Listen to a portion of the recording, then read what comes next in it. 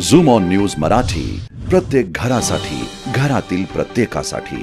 नमस्कार, मी Swapnil. Zoom on news मध्ये आपल्या सर्वांचं स्वागत।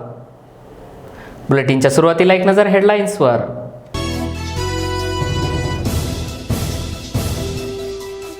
अमरावतीमध्ये ब्लॅकमेल करून अल्पवयीन पीडितेवर केला अत्याचार।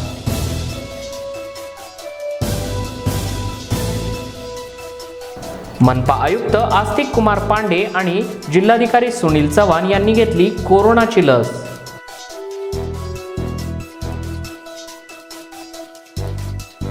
10वी-12वीच्या अभ्यासक्रमामध्ये दिलासा देणारी 25% अभ्यासक्रम सवलत रद्द करणं चुकीचं।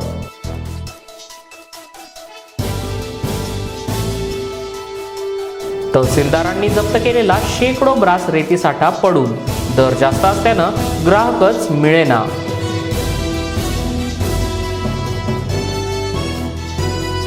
आता पाहूयात सविस्तर बातम्या। एका अल्पवयीन पीडित मुलीला कोल्ड्रिंक्समध्ये गुंगीचं औषध पाजून तिचं आक्षेपार्ह छायाचित्र काढलं आणि तिला ब्लॅकमेल करून तिच्यावर जबरदस्तीनं सातत्यानं अत्याचार केला। ही खळबळजनक घटना अमरावती शहराच्या रजपुरा ठाण्याच्या हद्दीमध्ये उघडकीस आली आहे। या प्रकरणी पोलिसांनी एका महिलेसह एका युवकाला अटक केली आहे। आरोपी महिलेनं अल्पवयीन मुलीच्या आईच्या मोबाईलवर कॉल करून मुलीला अमरावतीच्या रामकृष्ण कॉलनीमध्ये घरी स्वच्छता करण्यासाठी नेलं। या ठिकाणी तेथे आरोपीला बोलावलं आणि तेथे कोल्ड्रिंक्स देण्याच्या बहाण्यानं तिला कोल्ड्रिंक्समध्ये गुंगीचं औषध देखील पाजलं। त्यानंतर पीडित अल्पवयीन मुलीचे नग्नावस्थेतील फोटो सोशल मीडियावर व्हायरल करण्याची धमकी दिली आणि सातत्यानं आरोपीनं तिला ब्लॅकमेल करत तिच्याशी शारीरिक संबंध प्रस्थापित केले। ही घटना जून 2020 मध्ये घडली।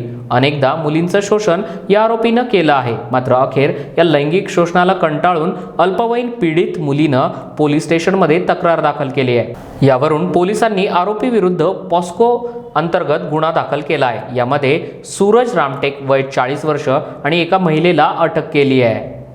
Aniruddha Ugale, zoom on news, Amravati. Frazerpura हद्दीतील अल्पवयीन पीडिता हिने फिर्याद दिली की साधारण 9 महिन्यांपूर्वी दिनांक 21/5/2020 रोजी मला माझी मावस बहीण रक्षा बोधिले हिने नवसरी येथील तिचे घरी बोलवून सांगितले की मी आता नवीन घर घेतले रामकृष्ण कॉलनीत, तेथे जाऊन आपल्याला रूमची साफसफाई करायची। त्यानिमित्ताने तिला रामकृष्ण कॉलनीत घेऊन गेली आणि तिथे तिचा मित्र सूरज मधुकर रामटेके याला बोलवून त्याची आणि पीडितेची ओळख करून दिली। त्यानंतर घरातच असलेल्या कोल्ड्रिंक्समध्ये काहीतरी औषधी टाकून गुंगीकारक तिला पिण्यास दिले। त्यानंतर पीडितेचे दोघांनी कपडे काढून त्याचे फोटो काढून घेतले आणि मग ते फोटो दाखवून तिला ब्लॅकमेल करून तिच्यावर या आरोपीचा मित्र सूरज मधुकर रामटेके याने जबरीने संबंध केले। त्यानंतरही ते फोटो दाखवून ते तिच्याशी संबंध करत राहिले। अशा तक्रारीने गुन्हा दाखल असून दोघं आरोपींना अटक केलेली आहे आणि न्यायालयापुढे मान्य न्यायालयापुढे हजर केले असता मान्य न्यायालयाने त्यांना 5 दिवसाची म्हणजे 15 तारखेपर्यंत पोलीस कस्टडी रिमांड दिलेली आहे। पोलीस कस्टडी रिमांडमध्ये आम्ही ती कोणत्या मोबाईलमध्ये फोटो काढले ते मोबाईल वगैरे जप्त करून नंतर त्यांचे कपडे वगैरे घेऊन तपास करीत आहोत। औरंगाबादच्या चिकलठाणा जिल्हा रुग्णालय येथे मनपा आयुक्त आस्तिक कुमार पांडे आणि जिल्हाधिकारी सुनील चव्हाण यांनी कोरोनाची लस घेतली। चिकलठाणा जिल्हा रुग्णालय येथे मनपा आयुक्त आस्तिक कुमार पांडे आणि सुनील चव्हाण यांनी कोरोनाची लस घेतली। यावेळी मनपा आयुक्त आस्तिक कुमार पांडे म्हणाले की आतापर्यंत कोरोनाची लस 1000 लोकांनी घेतली आहे। औरंगाबाद महानगरपालिकेतर्फे 11 सेंटर्सवर ही लस दिली जाते आहे। त्यामुळे कोरोनाची लस ही पूर्णपणे सुरक्षित असून ही सर्वांनी घ्यावी असं आवाहन मनपा आयुक्त आस्तिक कुमार पांडे यांनी केलं आहे। यावेळी जिल्हाधिकारी सुनील चव्हाण म्हणाले की कोरोना लस घेतली असून त्याचा आनंद होतोय। ही लस पूर्णपणे सुरक्षित असून सर्वांनी ही लस घेतली पाहिजे। ही लस घेत असताना नागरिकांनी विश्वास देखील ठेवला पाहिजे। बऱ्याच प्रमाणात चुकीचे भ्रम समाजामध्ये निर्माण केले जातात, त्यामुळं आज आम्ही स्वतः ही लस घेतली आहे असं जिल्हाधिकारी सुनील चव्हाण यांनी सांगितलं। जिल्हाधिकारी सुनील चव्हाण साहब, आमचे डीसीपी गिरे साहब, ॲडिशनल म्युन्सिपल कमिशनर नेमाने साहब, निगम साहब हे सर्वांनी आज आपण लस घेतलेली आहे। आतापर्यंत औरंगाबाद शहरामध्ये आपण 9000 लोकांना लस केलेली आहे। औरंगाबाद महानगरपालिकेतर्फे 11 सेंटरवर लस दिली जात आहे. काल विभागीय आयुक्तांनी लस घेतली होती. तर याप्रमाणे आता आम्ही लस घेऊन हे इन्श्युअर करत आहे आणि सर्वांना सांगत आहे की कोरोना लस पूर्णपणे सुरक्षित आहे आणि जेव्हा तुमचा नंबर येत आहे तेव्हा जाऊन तुम्ही तत्काळ कोरोना लस घ्या. वॅक्सिन घेताना लोकांच्या मनात थोडी भीती आहे. तुमच्या मनात भीती होती का? तुम्ही लोकांना काय जेव्हा आपण तुझी घेतो तो सर्वांच्या मनामध्ये तुझी भीती असते. वॅक्सिनची भीती नाही आहे, ते इंजेक्शनची जेव्हा सुई जातात त्याची भीती असते. बट त्याचं काहीच नाही ऑब्विसली की जर it's a simple injection, simple जर सरकारनं कोरोना काळामध्ये विद्यार्थ्यांना दिलासा देण्यासाठी कमी केलेला 25% अभ्यासक्रम केल्याचा निर्णय बदलत सरकारनं एकदम संपूर्ण अभ्यासक्रमावरती परीक्षा घेण्याचा अजब निर्णय घेतला आहे. यामुळे विद्यार्थी तसेच पालकांमध्ये संभ्रम निर्माण झाल्याचं दिसून येत आहे. ऑनलाईन शिक्षणामुळे अभ्यासक्रम अपूर्ण असून विद्यार्थ्यांना अभ्यासामध्ये अडचणी निर्माण झाल्या आहेत. त्यामुळे शिक्षकांच्या मते या निर्णयामुळे गुणवत्ता कमी होऊन विद्यार्थ्यांमध्ये मानसिक तणाव निर्माण होण्याची शक्यता वर्तवली जात आहे. तसेच यामुळे विद्यार्थी नैराश्याच्या गैरतेमध्ये जाण्याची शक्यता देखील आहे. लातूर येथील केशवराव शाळेतील शिक्षकांनी हा खूप चुकीचा निर्णय असल्याचं सांगितलं आहे. तसेच विद्यार्थी देखील संभ्रमात असल्याचं चित्र दिसून येत आहे. मी श्री केशवराज विद्यालयामध्ये सहशिक्षक आहे. गणित विषयाचं अध्यापन करतो. काल अचानकपणे असा जो निर्णय झाला आहे याबद्दल सगळे विद्यार्थी चिंतेत आहेत. अचानकपणे जो कमी केलेला अभ्यासक्रम आहे तो परत आणखीन तो वाढवला आहे आणि 100% अभ्यासक्रमावर परीक्षा होईल. हे विद्यार्थ्यासाठी कठीण आहे. आम्ही कसा तरी तो अभ्यासक्रम ऑनलाईन ऑफलाईन या माध्यमाच्याद्वारे घेऊयात, परंतु विद्यार्थ्यासाठी ही गोष्ट कठीण वाटते. याचा काय परिणाम होईल निकालावरती किंवा विद्यार्थ्यांच्या मानसिकतेवरती? विद्यार्थी हा कोरोना या परिस्थितीमधून कसाबसा बाहेर येतो आहे. तो बऱ्यापैकी आलाच नाही आणखीन, आणि अचानकपणे हा निर्णय घेतल्यानंतर विद्यार्थ्याच्या मानसिकतेवर, त्याच्या अभ्यासक्रमावर, अभ्यासावर नक्कीच परिणाम होणार आहे आणि गुणवत्ता कमी होईल. मी आहे संजय विश्वनाथ विभूते, मुख्याध्यापक केशवराज विद्यालय लातूर. आत्ता माझ्या सहकार्यांनी आणि विद्यार्थ्यांनी जे प्रातिनिधिक स्वरूपामध्ये मनोगत व्यक्त केलेलं आहे त्या मताशी मी 100% सहमत आहे. विशेष म्हणजे सध्या आता महत्त्वाचा भाग आहे मानसिकतेचा. मानसिकता बदलावी लागेल. शासनाने हा जो काही निर्णय घेतलेला आहे 100% अभ्यासक्रमाचा, त्याचा नेमका हेतू काय आहे हे आणखी याची क्लॅरिटी विद्यार्थ्यांना, पालकांना आणि शाळांना संबंधित आम्हाला कळालेली नाही. याचाही उलगडा जर झाला असता तर आणखी आम्हाला सविस्तरपणे याच्यावर विचार करता आला असता, चर्चा करता आली असती. तर एकंदरीत आत्ता चर्चा केल्याप्रमाणे 100% निकाल लावण्याचं आमचं शाळेचं उद्दिष्ट आहे. दरवर्षी असतंच आणि याही दिशेने वाटचाल चालू आहे. या निकालावरही परिणाम होण्याची शक्यता वाटते. अशा परिस्थितीमध्ये आत्ता सरांनी खूप छानपैकी सांगितलेले आहे, त्या मताशी मी 100% सहमत आहे. पुनश्च एकदा मुख्याध्यापक या नात्याने मी शासनाला परत आवाहन करतो की या सर्व बाबीचा परत फेरविचार होऊन योग्य तो निर्णय घ्यावा, अशी एक अपेक्षा व्यक्त करतो. मी संजय कुलकर्णी, इथं केशवराज शाळेमध्ये पर्यवेक्षक आहे. शासनाच्या निर्णयाचे दूरगामी परिणाम होतील. त्यातला क्रमांक 1 असा आहे की कोरोनोत्तर काळामध्ये विद्यार्थी आत्ता कुठं सावरतो आहे तो अजून पूर्ण सावरलेला नाही. विद्यार्थी अनेक मानसिक धक्क्याखाली आहेत आणि ह्या धक्क्यातून बाहेर आत्ता ते पडत आहेत. विद्यार्थी शाळेची उपस्थित स्वतः आत्ता दाखविते आहे की ते हळूहळू वाढते आहे, एकदम वाढत नाही. पालक काळजीमध्ये आहेत आणि हा अभ्यासक्रम जर 25% एकदम वाढविला पुन्हा तर विद्यार्थ्यांना हा मानसिक धक्का सहन करणं अवघड होईल. भविष्यकाळामध्ये जे घडून येते अनेक घटना घडतात, तशा घडायच्या नसतील तर या निर्णयाचा शासनानं जरूर फेरविचार करावा. हा भाग 1. भाग दुसरा असा आहे की जी यंत्रणा काम करते आहे त्या यंत्रणेवर ताण येईल.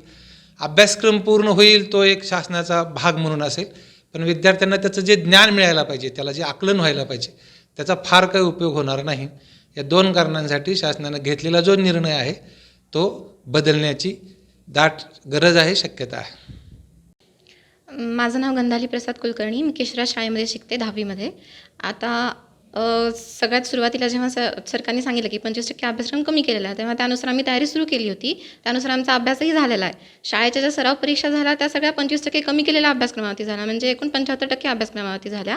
आणि आता जर सरकार सांगत असेल की 100% अभ्यासक्रमावरती परीक्षा होणार आहेत, तर मग ह्याच्या पुढून तयारी करणं अवघड आहे. कारण आता परीक्षा घेणं ही म्हणजे सराव घेणं ही महत्त्वाची गोष्ट आहे. आता ह्याच्यापुढून उरलेला 25% शिकवणं म्हणजे अवघड आहे ना. शिक्षकांसाठी सुद्धा ती गोष्ट खूप अवघड आहे आणि विद्यार्थ्यांना त्याहून जास्त अवघड आहे की आता झालेला 75 आणि उरलेला 25 असा सगळा 100%चा अभ्यासक्रम आता कंप्लीट करणं या वेळेला खूप अवघड आहे. माझं नाव कणाद शशिकांत पाटील. मी श्री केशवराज विद्यालयाचा विद्यार्थी आहे. इथं इयत्ता 10वीमध्ये शिकत आहे. कालच राज्य सरकारने पूर्ण 100% सिलेबसवर परीक्षा घेण्याचा निर्णय जाहीर केला आहे. त्यानुसार मला असं वाटतं की हा निर्णय चुकीचा आहे, कारण आम्ही संपूर्ण विद्यार्थ्यांनी पूर्ण 75% जो काही सिलेबस आहे 25% रिड्यूस केलेला त्यानुसारच आम्ही अभ्यास केलेला आहे आणि आता शिल्लक फक्त 2च महिने राहिलेले आहेत. त्या 2 महिन्यानुसार आम्ही 75% अभ्यास जो काही आधी होता त्यावरच आम्ही भर देऊन त्याचा सराव करून 10वीत 95%च्या वर गुण घेण्यासाठी प्रयत्न करत आहोत. पण आता जर 100% पूर्ण जर सिलेबस येणार असेल तर तो लिहिण्यासाठी अगदी आम्हाला अवघड जाईल आणि त्यामुळं हा निर्णय चुकीचा आहे. राज्य सरकारने यावर अजून एकदा फेरविचार करावा. विद्यार्थ्यांसाठी देखील आणि शिक्षकांसाठी देखील कठीण जाईल आणि एकूणच जर पूर्ण 100%वर जर सिलेबसवर परीक्षा घेण्याचं ठरलं तर एकूण महाराष्ट्र राज्याचा निकाल दरवर्षीप्रमाणे एखाद्या वेळेस कमी होऊ शकतो. केशवराज माध्यमिक विद्यालयामध्ये 10वी प्रमुख म्हणून मी श्रीमती रेणुका गिरी कार्यरत आहे. एकंदरीत कालचा राज्य सरकारचा जो निर्णय आहे तो थोडासा गोंधळल्यासारखं वाटत आहे, कारण मुलांचा 75% अभ्यासक्रम जे की जून जुलैची सुरुवात झाली तेव्हाच शासनानं सांगितलं होतं तशा पद्धतीनं आमचं वाटचाल सुरू आहे.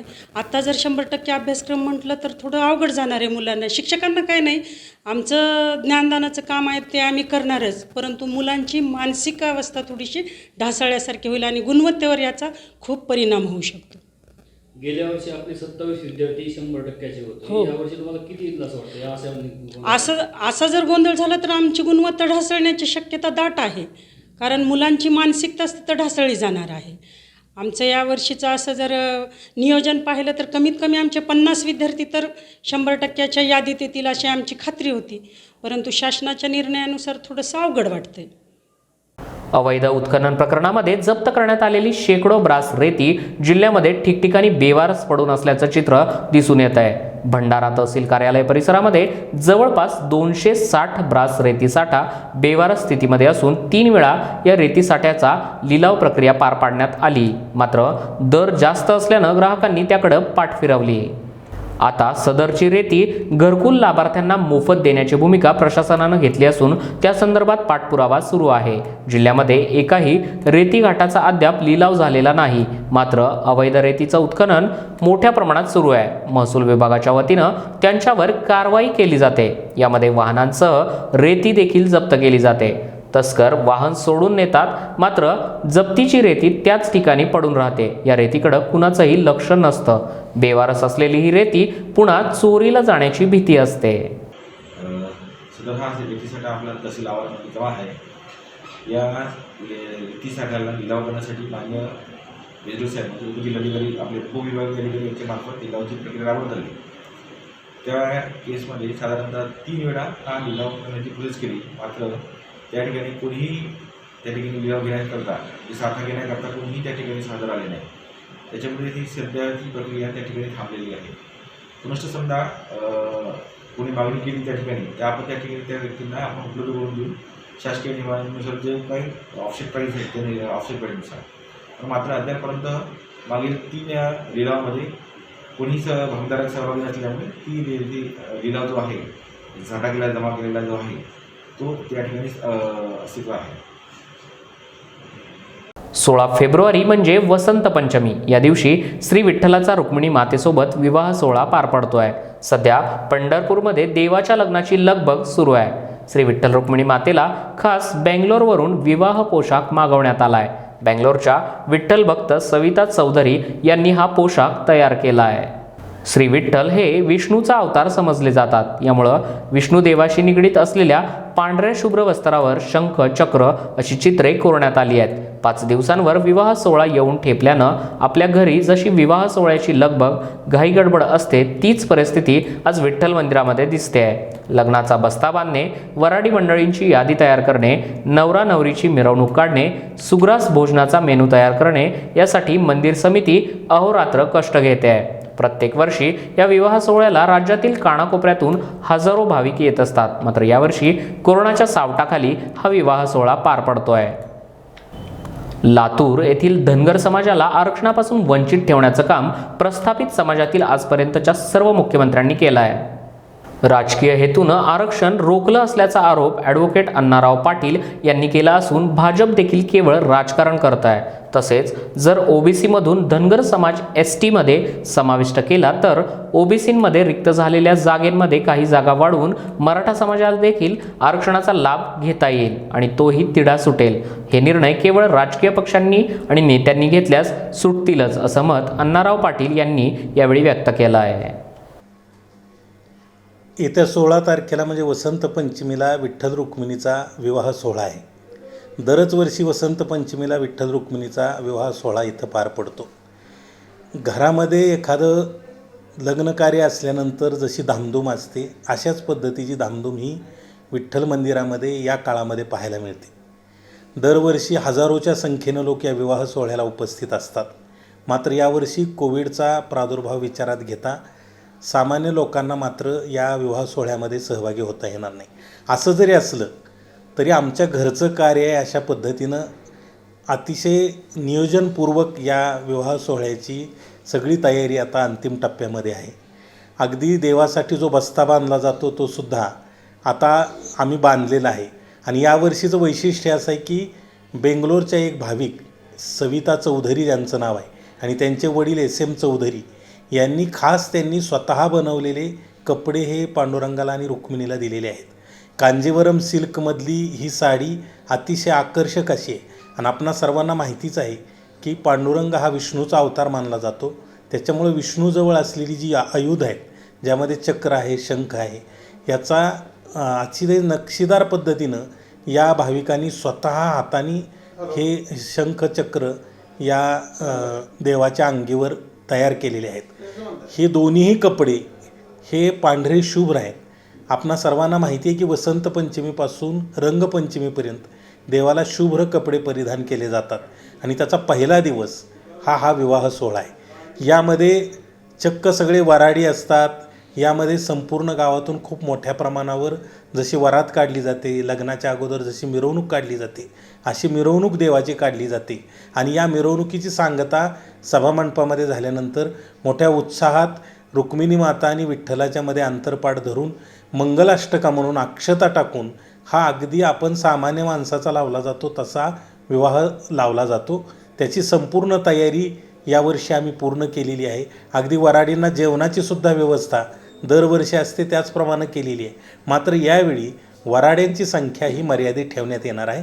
यावेळी मंदिर समितीचे सर्व सदस्य आणि मंदिर समितीचे कर्मचारी आणि जसं आपण आता दाखवत आहात असे माध्यमांचे प्रतिनिधी यांच्या व्यतिरिक्त अन्य कुणालाही आम्ही प्रवेश देणार नाही. गेल्या काही वर्षामध्ये माध्यमांनी हा विवाह सोहळा महाराष्ट्राच्या कानाकोपऱ्यात घराघरामध्ये नेलेला आहे. याही वर्षी जरी भाविकांना प्रवेश नसला तरी हा विवाह सोहळा प्रत्येकाच्या घरापर्यंत पोहोचेल अशी मला आशा वाटते. जालना राज्य राखीव पोलीस बलगट क्रमांक 3 मध्ये सचिव पदावर कार्यरत असताना भास्कर अश्रुबा अवचार यांनी पदाचा दुरुपयोग करून 37,69,500 रुपयांची खोटी कागदपत्र बनवून अपहार केला आहे. सहकार खात्याचे लेखापरीक्षक सुधाकर पाटेकर यांनी दिलेल्या फिर्यादीवरून सदर बाजार पोलीस ठाण्यामध्ये गुन्हा दाखल करण्यात आला आहे. अवचार यांनी आपल्या कार्यकाळामध्ये झालेला गैरव्यवहार लपवण्यासाठी कर्ज खाते रजिस्टरची पानं गहाळ करून बनावट दस्तऐवज बनवल्याचं समोर आलं आहे. सुधाकर बाबूराव पाटेकर जे लेखापरीक्षक आहेत त्यांनी पोलीस स्टेशन सदर बाजार येथे काल दिलेल्या तक्रारीवरून जी राज्य राखीव पोलीस बल गट क्रमांक 3 जालना येथील जी कर्मचाऱ्यांची सेवकांची सहकारी पतसंस्था मर्यादित जालना ही पतसंस्था होती.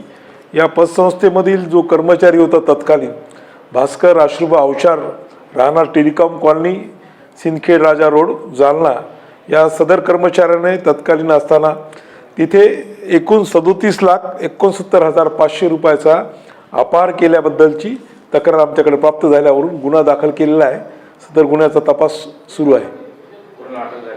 याच्यामध्ये पुरावे गोळा करून आरोपीला आम्ही अटक करत आहोत. याच्यामध्ये आरोपी अजून निष्पन्न होऊ शकणार आहे. याच्यामध्ये अजून डिटेल तपास केल्यानंतर आम्हाला कळेल की याच्यामध्ये नेमकं किती जणांचा सहभाग आहे. ऑडिटर यांनी तत्कालीन जो कर्मचारी होता त्याच्याविरुद्ध तक्रार दिलेली आहे, पण याच्यामध्ये इतर आरोपींचाही समावेश असू शकतो. खासदार संभाजीराजे छत्रपती यांनी आपल्या 50व्या वाढदिवसानिमित्त करवीर निवासिनी श्री अंबाबाई देवीचं दर्शन घेतलं. समाजाची सेवा करण्याची संधी मिळू दे. छत्रपती शिवाजी महाराज आणि छत्रपती शाहू महाराज यांचे विचार तळागाळातील लोकांपर्यंत पोहोचवण्याचं बळ दे, अशी प्रार्थना त्यांनी देवीकडे केली आहे. खासदार संभाजीराजे छत्रपती यांचा आज 50वा वाढदिवस आहे. त्यानिमित्तानं आज मेन राजाराम हायस्कूल येथे दुर्ग परिषदेचं आयोजन करण्यात आलं आहे.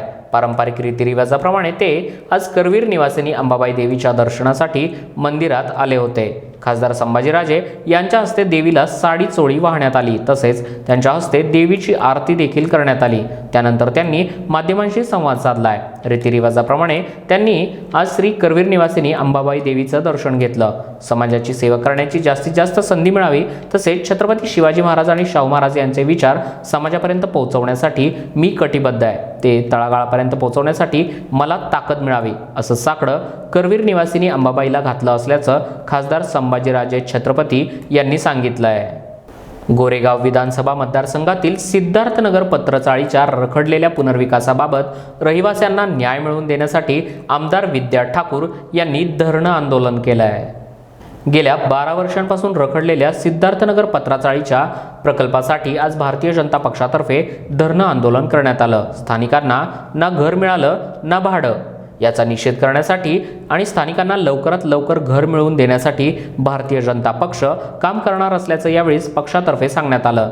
भाजपा प्रभारी आमदार अतुल भातखळकर यांनी यावेळेस म्हाडानं लॉटरी मार्फत दिली जाणारी घरं पत्राचाळीतल्या रहिवाशांना मोफत देण्याची मागणी देखील केली. जर लवकरात लवकर स्थानिकांची मागणी मान्य न झाल्यास भाजपा आणखी उग्र आंदोलन करण्याचे संकेतही त्यांनी दिले. सिद्धार्थनगर पत्राचाली का जो विषय है ये पिछले 12 वर्षों से चल रहा है. तो उस समय मैं आमदार नहीं थी, लेकिन ये जो अब इतना हालत ख़राब है कि 12 साल से आज उनको करीब 4 साल से उनको भाड़ा नहीं मिल रहा है. उनको घर नहीं मिला, वो घर के बाहर हैं. लोग भाड़े पे रह रहे हैं. लोग आज उनकी स्थिति है कि वो भाड़ा भी नहीं दे पा रहे हैं. इसलिए जो हम सभी लोगों ने उनको सपोर्ट करने के लिए और इस संघर्ष में हम लोग शामिल हैं. मैंने विधानसभा के अंदर विषय उठाने पर हमने यही कहा कि भाई आप उनको करंट तुरंत भाड़ा शुरू करिए, क्योंकि उनके लिए खाने के लिए पैसे नहीं हैं और उनको रहने के लिए घर नहीं है. तो उस समय उस समय के जो मंत्री विधानसभा में जितेंद्र आवाड़ जी ने कहा कि हम भाड़ा नहीं दे पाएंगे, लेकिन जो ट्राई पार्टी एग्रीमेंट जो हुआ था उस समय भाई डेवलपर ने भाड़ा देना चाहिए ऐसा तय हुआ था, लेकिन वैसा हुआ नहीं. उस पर देवेंद्र जी ने बोला, अनेक लोगों ने बोला, लेकिन उसके ऊपर आज तक 11 महीने हो गए, कोई निर्णय नहीं हुआ है. हम लोग जितेंद्र आवाड़ जी को 2 महीना पहले भी जाकर मिलकर आए, मंत्री जी को. उनको कहा कि भाई ये सब मामला आप सॉल्व करिए. वो बोले मैं 1 महीने में पूरा निकाल. मेरे साथ उस समय संदीप पटेल जी, हमारे इस वार्ड के नगर सेवक, माननीय जयप्रकाश ठाकुर जी जो हमारे महाराष्ट्र के उपाध्यक्ष हैं, हम सभी लोग साथ में थे. तब उन्होंने सबके सामने कहा, उनकी पूरी टीम थी अधिकारियों की, तभी उन्होंने कहा कि मैं 1 महीने में भाड़े का और घर देने का प्रॉब्लम सॉल्व करता हूँ. लेकिन उस विषय को भी धीरे धीरे 2 महीने हो गए, आज तक ये इशू क्लियर नहीं हुआ. जॉनी जोसेफ साहब की जो एक सदस्यीय समिति है उनको भी जाकर मिले और उनको भी बताया. उन्होंने बोला कि हम सरकार को रिपोर्ट देंगे. रिपोर्ट क्या आई है क्या नहीं है हम लोगों के पास कुछ पब्लिश नहीं हुआ, कोई जानकारी नहीं है. हमारा सरकार से ये निवेदन है, और जो ये सरकार असंवेदनशील है उनको हम बताने आए हैं कि ये जो गरीब लोग हैं 672 लोगों के लिए हमारा संघर्ष है, और ये 672 को आप भाड़ा दीजिए. 672 लोग हैं, इनको आप घर दीजिए. उसके लिए ये हम यहाँ पर बैठे हैं. इसके लिए भारतीय जनता पार्टी के लोग और इसके लिए जो पत्राचाली के लोग भी, काफ़ी लोग जैसे डॉक्टर साहब आए हैं और बाकी के सारे लोग, सभी कार्यकर्ता लोग और हमारी बहनें यहाँ पर आई हुई हैं. तो हमारा सरकार को ये जगाना है कि जो लोगों की प्रॉब्लम है, ये सरकार जो लोगों की प्रॉब्लम है उसके ऊपर उसका ध्यान नहीं है, क्योंकि जो बिल्डर लॉबी चल रही है, क्या दुनिया भर के जो फालतू इश्यूज चल रहे हैं, हमको उससे मतलब नहीं है. लेकिन हम लोगों को 672 लोग हैं उन लोगों को भाड़ा मिलना चाहिए। उनका जो 4 साल का भाड़ा है वो 3 साल का भाड़ा आप धीरे धीरे दीजिए, लेकिन 1 साल में तुरंत करंट उनको चाहिए, क्योंकि उनके कोविड में लोगों के जान निकल गए हैं, लोगों को खाने के लिए नहीं, लोगों का धंधा व्यापार सब, क्योंकि पूरा कंप्लीट लॉकडाउन इंडिया में चल रहा था। इसलिए ये असंवेदनशील सरकार को बताने आए हैं, उनको हम जगाने आए हैं कि ये 672 लोगों को न्याय दीजिए। अगर आज के आंदोलन के बाद भी आपकी मांग जो है वो पूरी नहीं होती है तो ऐसे में बीजेपी क्या कदम उठाएगी? देखिए, ये काफ़ी समय से ये आंदोलन के विषय को लेकर हम लोग चल रहे हैं, और अगर इसके बाद भी न्याय नहीं मिलता है तो फिर हम सब लोग इसके आगे क्या करना है उसका निर्णय लेंगे और संघर्ष जारी रखेंगे, और वैसे भी हमारा संघर्ष चल रहा है। महाराष्ट्र प्रदेश काँग्रेस कमिटीचे नवनियुक्त अध्यक्ष नाना पटोले यांच्यासह नवनियुक्त कार्याध्यक्ष आणि उपाध्यक्ष हे येत्या शुक्रवारी प्रदेशाध्यक्षपदाचा पदभार स्वीकारणार आहेत। येत्या शुक्रवारी 12 फेब्रुवारीला ऐतिहासिक ऑगस्ट क्रांती मैदानामध्ये हा कार्यक्रम सोहळा पार पडणार आहे। यावेळी महाराष्ट्राचे प्रभारी HK पाटील यांची प्रमुख उपस्थिती असणार आहे। प्रदेशाध्यक्षपदाचा पदभार स्वीकारण्यापूर्वी शुक्रवारी नाना पटोले सकाळी मंत्रालयाजवळ राष्ट्रपिता महात्मा गांधी यांना अभिवादन करतील। त्यानंतर हुतात्मा चौकातील संयुक्त महाराष्ट्र चळवळीमधील हुतात्म्यांना वंदन करतील। यानंतर पटोले दक्षिण मुंबई आणि विधान भवनातील महापुरुषांच्या पुतळ्यांना पुष्पहार अर्पण करून अभिवादन करणार आहेत। त्यानंतर शेतकऱ्यांच्या प्रश्नाकडे लक्ष वेधण्यासाठी ट्रॅक्टरने प्रवास करून गिरगाव चौपाटीला पोहोचतील। दरम्यान आज नाना पटोले हे मुंबईतील सर्व धर्मीय प्रार्थनास्थळांना भेट देणार आहेत। सिद्धिविनायक मंदिर, चैत्यभूमी, माहीम दर्गा, माहीम चर्च, शिवाजी पार्क, दादर गुरुद्वारा येथे जाऊन ते अभिवादन करतील। तसेच महापुरुषांच्या पुतळ्याला पुष्पहार अर्पण करून अभिवादन देखील करणार आहेत। राज्यातील कायदा आणि सुव्यवस्थेचा बोजवारा उडालाय। महाराष्ट्रामध्ये खून, बलात्कार, सामूहिक अत्याचार मोठ्या प्रमाणात होत आहेत। राज्यभरामध्ये फिरत असताना यावर आवाज उठवला, मात्र यावर कुठलंही नियंत्रण राज्य सरकारचं दिसत नाही आहे। पुणे शहर गुन्हेगारांचं शहर होतं की काय असा सवाल देखील मला पडत आहे। पुण्यातील त्या युवतीची आत्महत्या कोणत्या कारणांमुळे झाली त्याची चौकशी करण्याची मागणी भाजपनं केली आहे, अशी माहिती विरोधी पक्षनेते प्रवीण दरेकर यांनी केली आहे। ते आज कोल्हापूरमध्ये बोलत होते। श्रीमंत दगडूशेठ हलवाई गणपती बाप्पांना स्नान घालण्यासाठी सूर्यकिरणे श्रींच्या मूर्तीवर पडली आणि गणपती बाप्पा मोरयाचा जयघोष झाला। दगडूशेठ गणपती मंदिरातील किरणोत्सव सोहळ्याच्या तिसऱ्या दिवशी सकाळी 8:16 सूर्यकिरणांनी गाभाऱ्यामध्ये प्रवेश केला। प्रतिवर्षी माघ गणेश जन्माच्या पार्श्वभूमीवर उत्तरायणामध्ये ही सूर्यकिरणे श्रींच्या मूर्तीवर पडतात। गुरुवारी सकाळी मंदिरामध्ये उपस्थित भाविकांनी हा सोहळा अनुभवला। सकाळी 8:16 ते 8:19 हा किरणोत्सव सोहळा उपस्थितांना पाहता आला। श्रींच्या उत्सव मूर्तीसमोर असलेल्या चांदीच्या मूर्तीवर सूर्यकिरणे पडली होती। त्यासोबतच देवी सिद्धी आणि देवी बुद्धी यांच्या मूर्तींना देखील सूर्यकिरणे स्नान घालत असल्याचा भास होत होता। ट्रस्टचे कोषाध्यक्ष महेश सूर्यवंशी म्हणाले, माघ गणेश जन्माच्या पार्श्वभूमीवर उत्तरायणामध्ये हा सोहळा अनुभवायला मिळतो। गेले 3 दिवस दररोज सकाळी सूर्यकिरणे श्रींच्या मूर्तीवर पडत आहेत।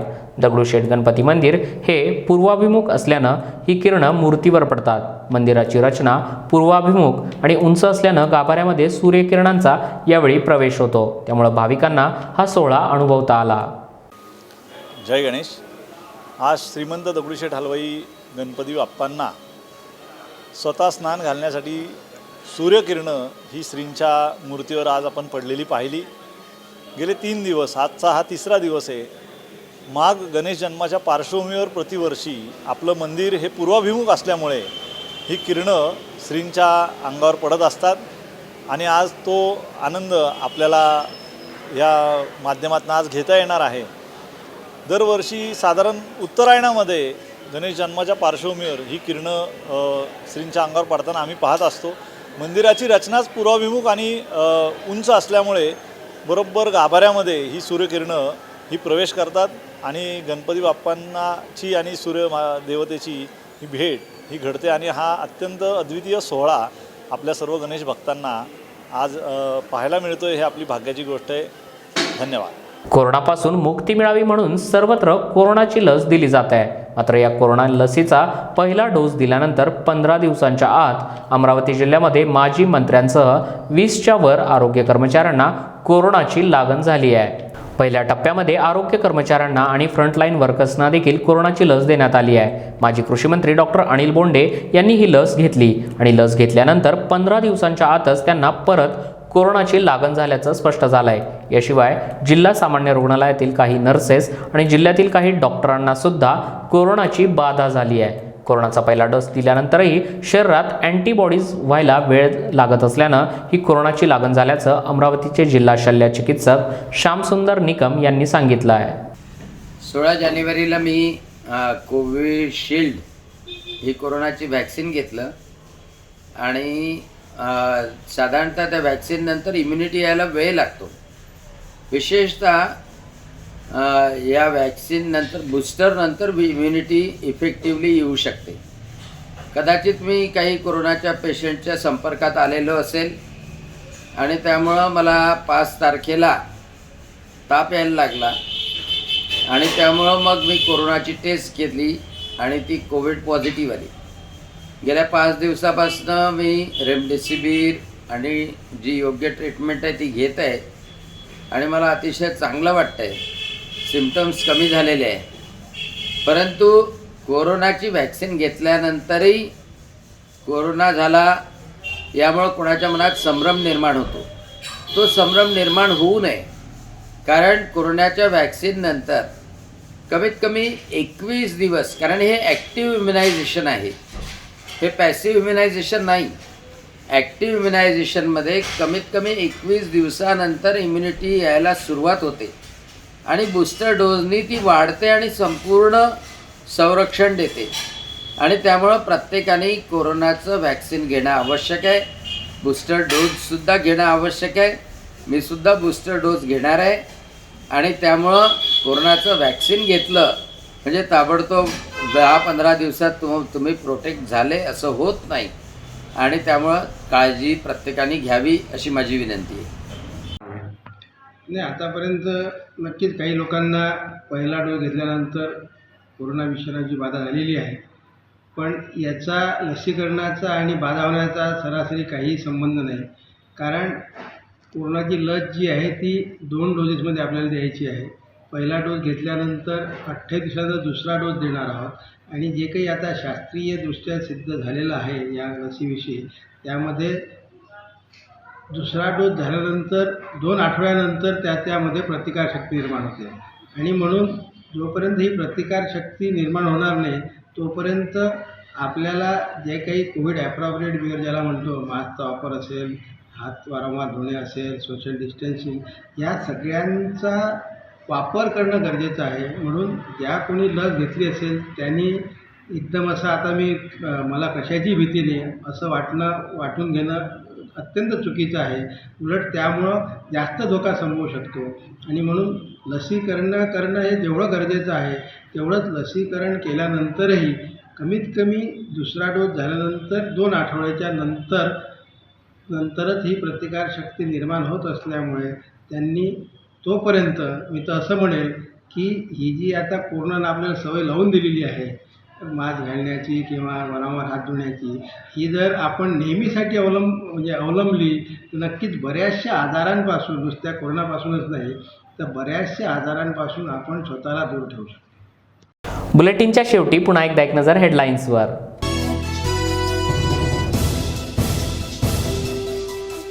अमरावतीमध्ये ब्लॅकमेल करून अल्पवयीन पीडितेवर केला अत्याचार.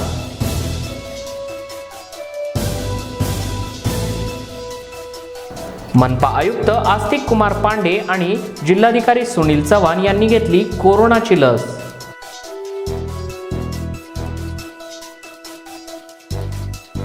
दहावी 12वीच्या अभ्यासक्रमामध्ये दिलासा देणारी 25% अभ्यासक्रम सवलत रद्द करणं चुकीचं.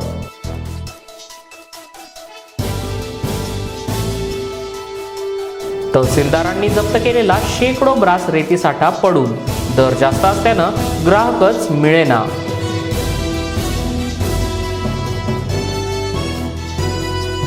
या होत्या दिवसभराच्या सविस्तर बातम्या. पुन्हा भेटूया पुढील बातमीपत्रात. तोपर्यंत पाहत राहा झूम ऑन न्यूज.